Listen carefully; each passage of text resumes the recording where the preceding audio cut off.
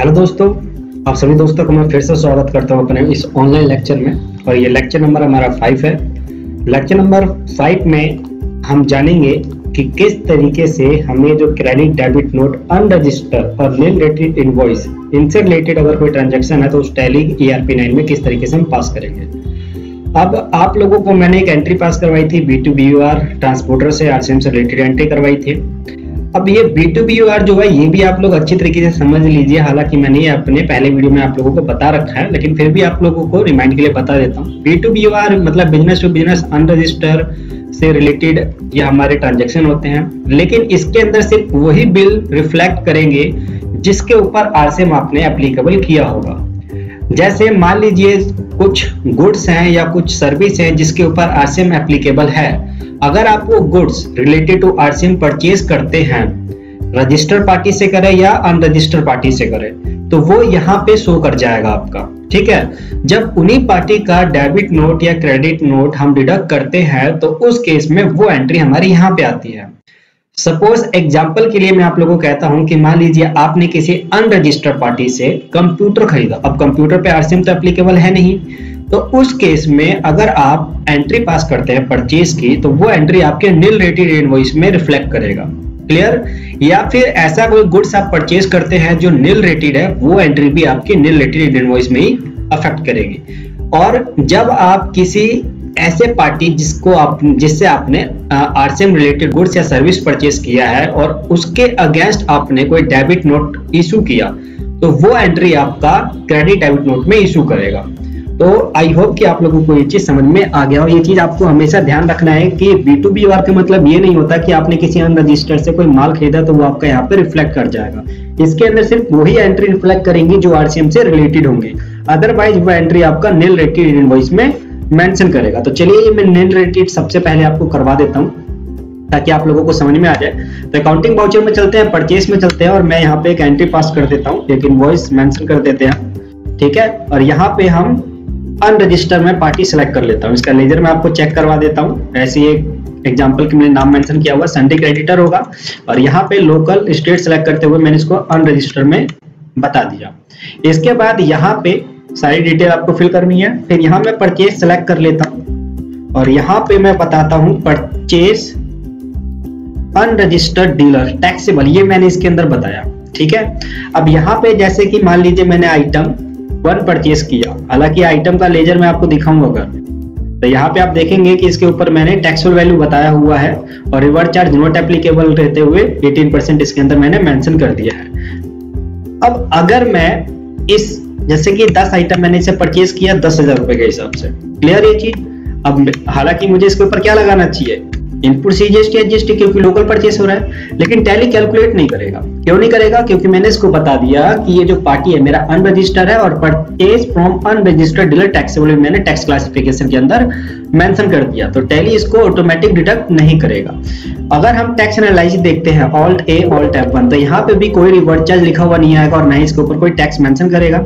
और प्रैक्टिकली अगर आप देखें तो जब भी आप किसी अनरजिस्टर्ड से माल खरीदेंगे और वो जो आपको इनवॉइस देगा bill of supply, taxable invoice नहीं देगा, वो बिल ऑफ सप्लाई देगा, क्योंकि वो टैक्स लगा नहीं सकता, तो उसको इनवॉइस पर भी टैक्स मेंशन नहीं होगा, तो इसीलिए इसके ऊपर भी हमें मेंशन नहीं करना। अब इसको मैं न्यू रेफरेंस लेते हुए इसको कर देता हूँ सेव।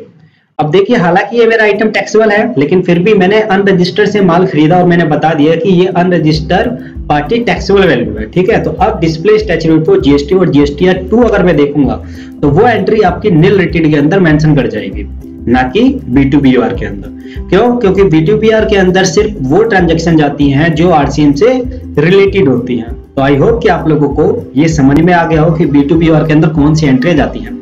ठीक इसी तरीके से अगर आप कोई एंट्री पास करते हैं नील रेटेड आइटम, जो आइटम नील रेटेड है जिसके ऊपर कोई टैक्स नहीं है, अगर आप वो किसी रजिस्टर्ड पार्टी से परचेज करेंगे या अनरजिस्टर्ड पार्टी से परचेज करेंगे, वो एंट्री भी आपकी नील रेटेड के अंदर ही जाएगी।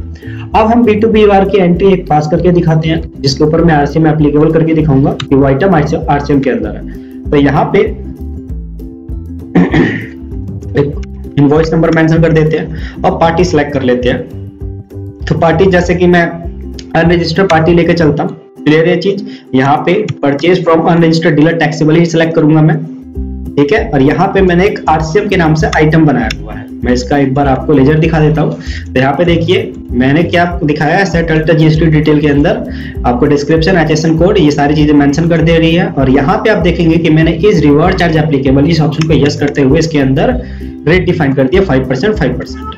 क्लियर ये चीज आप लोगों को। अब यहाँ पे जैसे कि मैंने 5 आइटम लिए इससे 10,000 रुपए के हिसाब से, और अब अगर मैं Alt A टैक्स एनालिसिस के अंदर जाता हूँ, Alt A Alt F1 detail के लिए, तो यहाँ पे आप देखेंगे कि नीचे लिखा हुआ आएगा amount of tax subject to be reverse charge, और उसके ऊपर central tax, state tax automatic calculate होकर आएगा। इसको मैं अब सेव कर दूंगा। अब कुछ करना नहीं है, मेरे को न्यू रेफरेंस लेना है और इसको मैं कर दूंगा सेव। अब अगर हम इस एंट्री को देखेंगे तो ये नील रेटेड के अंदर नहीं जाएगा, ये जाएगा B2BUR के अंदर, डिस्प्ले स्टैट्यूटरी रिपोर्ट GST और GSTR 2। यहाँ पे आप देखिए पहले एक इनवॉइस आ रहा था, अब यहाँ पे कितना इनवॉइस आ रहा है? 2 इनवॉइस आ रहा है। क्यों?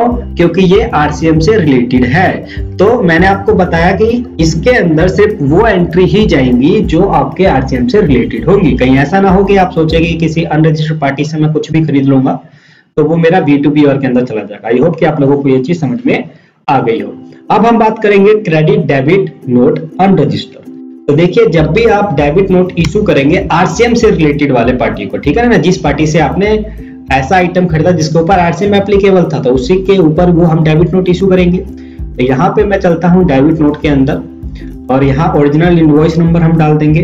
तो जैसे कि RCM/01 ये मेरा इनवॉइस नंबर था और UR मेरा पार्टी था, और इसको हम सेव करते हुए परचेस अनरजिस्टर्ड फ्रॉम टैक्सेबल ये हम सेलेक्ट कर लेंगे। तो यहाँ पे मैं RCM ले लूंगा, और सपोज कीजिए कि 2 आइटम में रिटर्न कर रहा हूँ, ठीक है। इसके बाद आपको प्रोवाइड GST डिटेल, इसको यस करना है, आपको बताना है रीजन किस कारण से आप माल वापस भेज रहे हैं। तो मैं सेल रिटर्न ले लेता हूँ। डेबिट नोट, क्रेडिट नोट जो भी होगा आप मेंशन कर दीजिएगा, किस डेट को कटा वो मेंशन कर दीजिएगा। इसके बाद अगेंस्ट रेफरेंस लेते हुए किसके अगेंस्ट है, तो मेरा RCM वाला ये था RCM 001, इसके अगेंस्ट मैंने इसको एक्सेप्ट कर दिया। अब इससे क्या होगा, जब हम डिस्प्ले स्टैट्यूटरी रिपोर्ट GST और GSTR 2 में देखेंगे तो ये हमारे क्रेडिट डेबिट नोट के अंदर मेंशन हो जाएगा।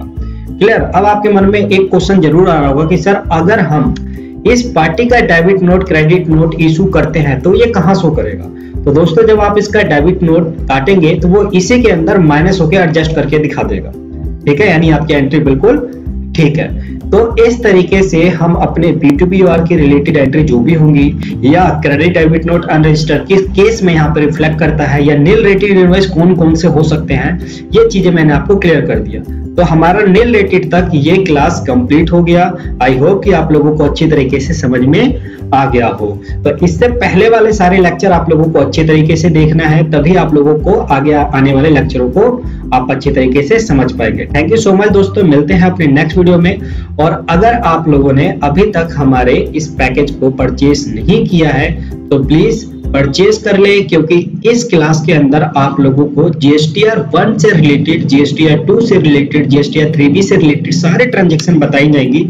जैसे कि GSTR 1 में मैं आपको बता रहा हूँ, दिखा रहा हूँ, यहाँ पे देखिए सारी ट्रांजैक्शन करी हुई है, किस तरीके से करी हुई है। ये जिन्होंने सब्सक्राइब किया हुआ है हमारे इस पैकेज को उन लोगों को पता होगा, लेकिन जिन्होंने नहीं किया प्लीज कर ले, क्योंकि आप लोग GSTR 1, GSTR 2 और GSTR 3B से रिलेटेड जितने भी ट्रांजैक्शन है इसके अंदर आप परफेक्ट बन पाएंगे। तो चलिए दोस्तों, हम मिलते हैं अपने नेक्स्ट लेक्चर 6 में। लेक्चर नंबर 5 कंप्लीट होता है यहाँ पे। Thank you so much.